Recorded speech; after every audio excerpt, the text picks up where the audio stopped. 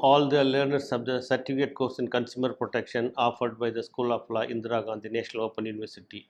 Today we are going to discuss another important subject called consumer responsibility, which is not very well known or understood as it is being understood as the consumer rights. Now this subject rather is covered under our course code CPI 101 block 3 and unit 11. Now, once we should understand the consumer rights and its responsibilities are two sides of the same coin. That means one right cannot be separated from the responsibility. In other words, there is no right available to anyone who is not ready to discharge his duties and responsibilities. That is the importance of. So it is two inseparable aspects. So consumers will find it very difficult to enjoy their rights at a long-term basis without taking the consumer responsibility. Consumer responsibility refers to the voluntary, willing action by the consumers without any force on by internal, external sources. So let me give an example. See, right is your valuable right which you can enforce if it is violated by the legal mechanism provided under the law. But responsibility is not like that. Something more. What is the? It is more than we can. Let us take the legal, moral, ethical. These are the three aspects that one should remember whenever we talk of the responsibility. Law is the basic minimum requirement that the person is supposed to follow. But moral or morality is above the law, and the ethics above the morality. Let me give an example by explaining this, understanding this. What is moral, ethical, and law? See, what is prescribed in the law, like the shopkeeper has to sell a commodity which is having the required quantity, purity, validity, and all those. It is the duty of the shopkeeper. But let's suppose if you go to the market and finds a shopkeeper who sells the outdated product to illiterate person. Now here you have no responsibility legally to stop the shopkeeper from selling the outdated goods, but morally and ethically you have a duty to tell the shopkeeper, look here, don't sell the outdated product to the person, to such illiterate person and all. Similarly, you go to the markets. Again, it is the duty and responsible cost of the shopkeepers to use the proper weighing weights, like proper weights. But in India, you go to any market, the shopkeepers particularly the vegetable markets and the street market vendors, they don't have that proper weights with them. They sometimes use the stones also based on their own assessment. Again, they have the duty, legal duty to do that. But if they don't follow that, again, we can tell the shopkeepers or a shopkeeper selling the vegetables to the illiterate person, illiterate lady, by using this improper weighing instruments. Now we have no legal duty, but morally we can tell the shopkeeper, stop the shopkeeper from selling such type of products without the proper weighing machines. So these are the different. What is legal? Morality is the person takes more responsibility than what is required under the law. Similarly, the ethical also. This I think you must have understood the difference between the legal duty and the moral or ethical duty is concerned. This is what I wanted you people to understand. Now, the ethical, coming back to the ethical aspect of it. Ethical is a step above the morality. Ethical is the very highest standard which one has to follow, observe the principles of the higher order. Ethical and ecological facts of the consumer behavior have helped to evolve the concept of the consumer responsibility. As I said, consumer responsibility is based on ethics and the rationality and morality. There are no definite set of consumer responsibilities. That's what I gave you some examples to make you to understand. Consumer must exercise restraint in consumption of goods responsibly. As I said, you suppose we cannot say randomly or mercilessly consume whatever is sold by the trader. We have the response before purchasing. Let us go to the medical shops. Now you ask for medicines. but it is also our responsibility to see that whether the medicine sold by the medical shopkeeper, whether it contains the minimum essential legal such as validity period, whether manufacturing date is say printed or not, or who is the manufacturer. These are the the information that would contain the document. Very often we come across in some certain shopkeepers, no, they remove the price bill in the label is there. They remove the in the place of prices, they put a sticker so that the consumer is not in a position to understand the exact price of the commodity, so that he can fix in the higher prices. So these are the, we have a responsibility. It's not that only we have the right, we have to protect ourselves, not only ourselves, our environment also, even though we have the responsibility to the society also. Therefore, not only that, when you purchase the medicine from the shopkeepers who is selling such type the goods by putting a sticker on the label, that you should stop him. Even when you come across such type of sale, even to the third person, to unknown person, then the responsible consumer comes into play in a larger scale. As a society, we have a consumer is the responsible citizen for each and every consumer is. Therefore, that has to be, we have to discharge our responsibility, even though it is not legally required under the law is concerned. To be precise, conservation of the environment for the betterment of the future generation cannot be forced upon the consumers of the present generation. However, the present generation consumer must make a cautious effort to reduce their consumption, choose environment friendly alternatives, and also conserve and preserve energy.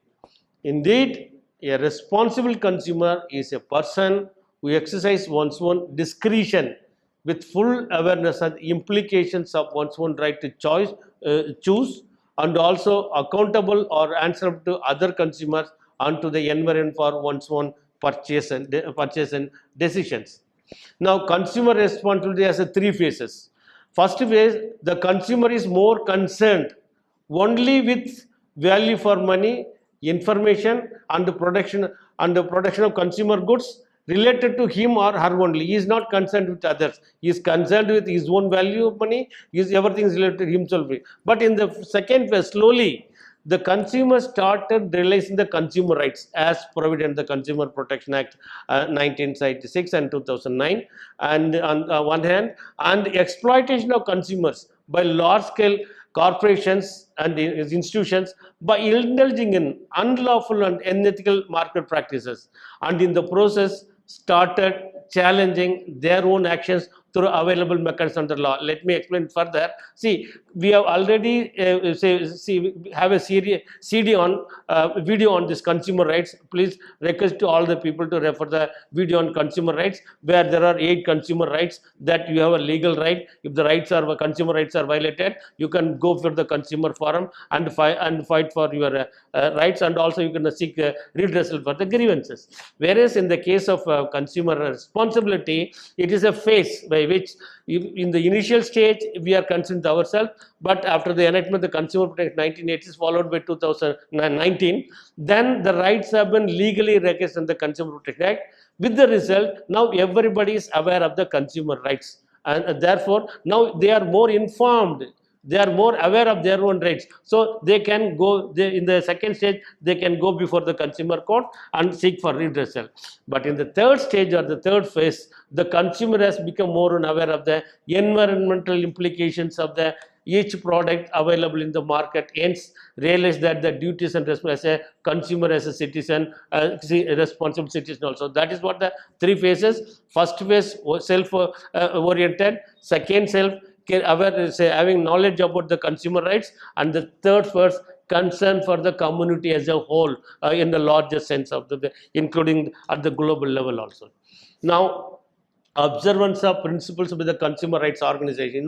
The consumer rights organizations are very much, there are very plenty, institutions or organizations are functioning not only in India but across the globe also. Again, they have the due responsibility. What are the responsibilities of the consumer oriented organizations? Number one, they should critical awareness. That means consumer must be awakened to be more questioning about the provision of the quality of goods and services.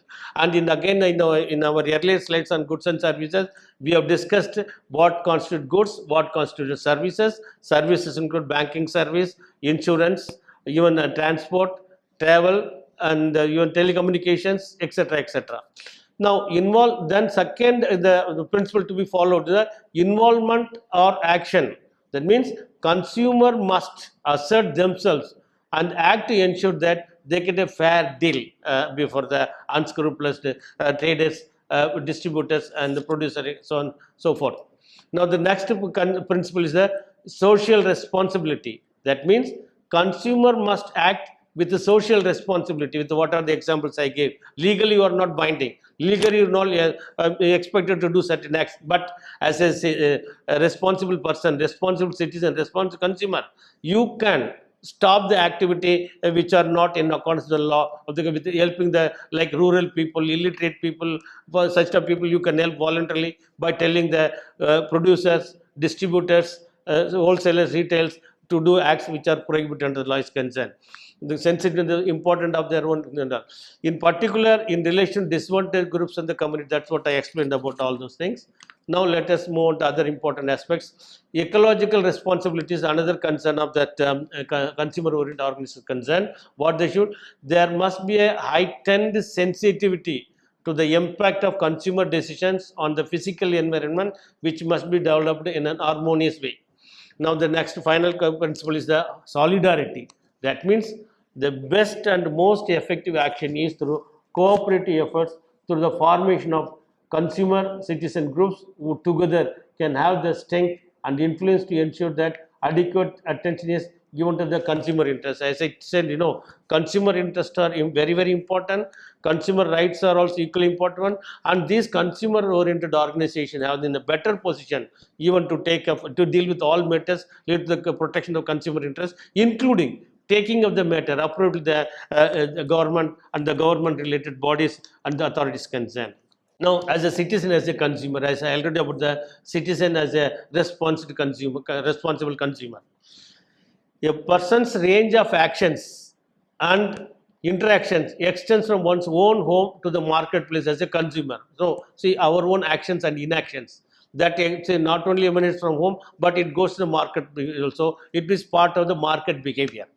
But the area of activity of its citizen as a consumer expands to encompass not only what one can carry from market to one's own home for personal use, but also it includes what one can give in return to the society and the environment. These are the examples I gave it to you in the manner in which you can contribute to the say society by telling the traders to follow the rules and regulations prescribed under the law with regard to the protection of the interest of the consumers concerned. So responsibility is wider than the right is concerned. It is you have to rise above your level.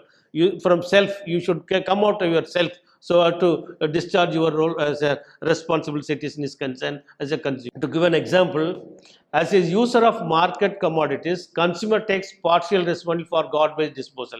Even it's a garbage disposal, not only the job of the municipal corporation, but we as an individual have a responsibility to ensure clean environment around ourselves only. So we need not leave everything to the municipal corporation, let them do everything, let me say confine to my own house. No, that's not going to help us. So whatever we can do, whatever from our loan, like I told in one of the seats also, the municipal corporations inform the residents to separate between the wet and dry garbages. How many of us are doing this? You find it out. We never give importance such of the instructions also. But if you do it, that will minimize the burden on the part of the municipal corporation. Or else, the municipal corporations have to do that separation, which is not that easy. At the home level, it's easy for us to separate wet garbage and dry garbage. But once you put together everything in a very large quantity, it's not that easy in the way. Therefore, it means that we are indirectly, unconsciously contributing to the environmental degradation unconsciously, not only to ourselves, to the society also. There comes the responsibility of the consumer.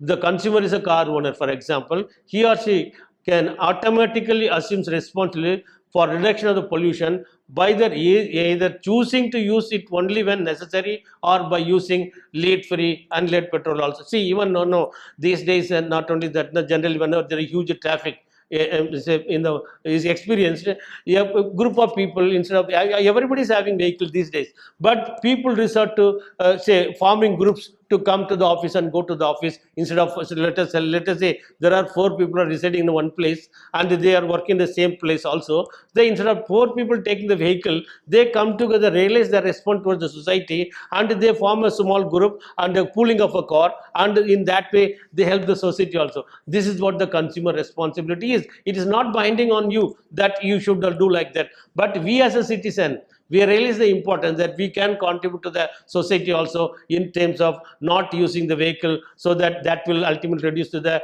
pollution level. If everybody or people resort to this type of group of pulling of the cars by coming to the office and going to the market, definitely the pollution level come down. That will ultimately benefit the entire society as a whole. This is how the responsible consumer we can help the society. Then consumer intervention influence on market. How the consumer intervention can influence the market also, there is a good example of it. Example for consumer responsibility. The consumer should always check correct weights and measures. I already referred about dates of the manufacture and expiry, even the pricing and ingredient labeling, the inclusion of quality mark, ISI, AGMARK and EGMARK and all. Warranties and the guarantees given before making a purchase. As I said, now we have to take care of all those things, because ultimately we are going to the final consumer. If anything is a mistake or wrong, or anything is there, then we are going to be the sufferer. Therefore, we have to, before making the purchase, before making the payment, we have to make sure that the product we purchase is within the expiry period, and we are paying the correct price only, and the product contains the record ingredients that's per the law, and it's the quantities perfect, the quantities proper quantities there inside and all, and the quality also, prescriptions are followed and all. So we have to spend few minutes, read the material and the instruction as in the particular given the label. Thereafter we can take it. Particularly, let me see our viewers, please go for that date of the expiry, which is very commonly ignored even in urban and metropolitan cities and all. Take care of it, so that we will be helping everyone. Then market knowledge of individual leading to environment impact globally. Consumer responsibility towards the environment, which is global issue, makes him a citizen of the world.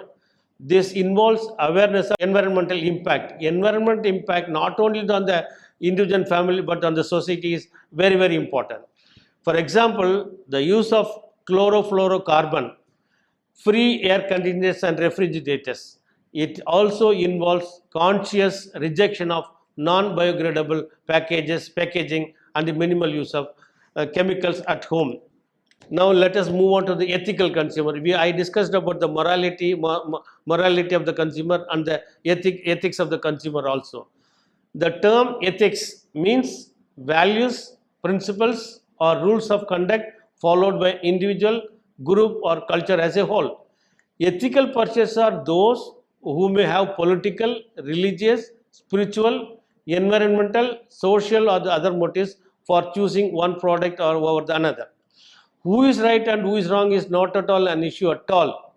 What is common is that the consumer are concerned with the effects that a purchasing choice has not only on themselves but also on the external world around them. This is what makes the consumer ethically responsible and is ethically responsible. Then the ethical consumer makes purchases and investment appropriately as well as ethically. So he takes a conscious decision, prudent decision, and based on certain rationality. So that it doesn't go wrong anywhere. That's what the objective of the consumer, ethical consumer is. Then ethical behavior is equally important, which means that one is doing what is right and good in most situations for most people. And ethical consumer is also a green consumer. Now let us look into other aspect, the green consumer. Consumption has an impact on the environment that we have discussed already elaborately. Consumers need to consider reducing or abstaining from certain consumption activities which are environment and eco unfriendly. That's very, very important. If it comes to our knowledge, the particular products consumer they eco unfriendly and environment eco-friendly, it is better to avoid purchase of such a commodity, not only in our interest but also the interest of all others also.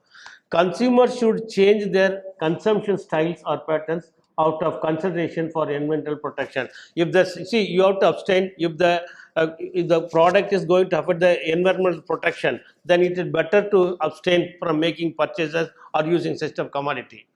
A household can, for an example, prefer solar energy that is inexpensive but environmentally more sound than a conventional electric power supply.